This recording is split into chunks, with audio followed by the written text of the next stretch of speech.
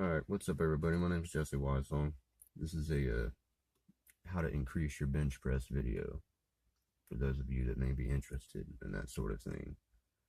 If you're wondering, this video is taking place inside of my truck because I tried to do the video in the house, but I got kids and sometimes they get kind of crazy, so we were having some audio difficulty hearing the audio.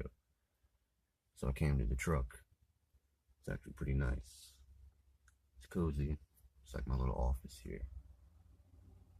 Anyway, so those of you that may be interested in increasing your bench press, the first thing I like to point out is to avoid the law of accommodation, biological law of accommodation. If you do the same thing, eventually you're going to plateau.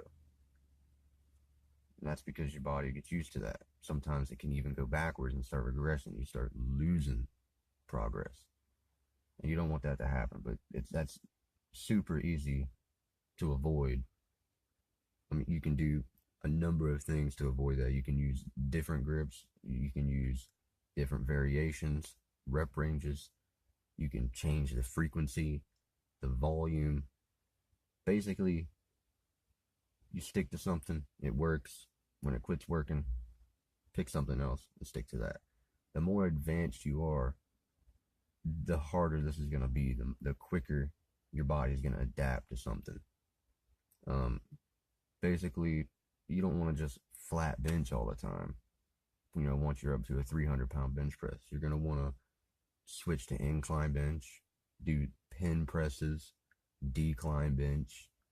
You can use, a lot of people you can train 90% year round. This is a fact.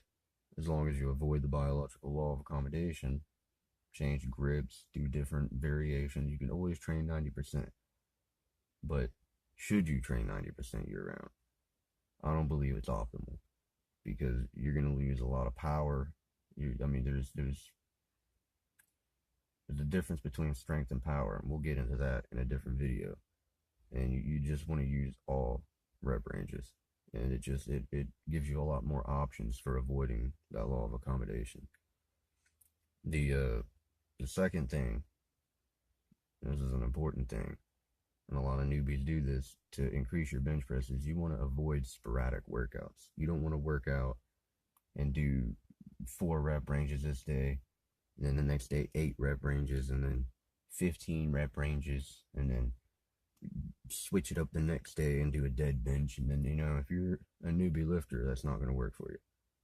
You need to pick something and stick with it until you quit having gains.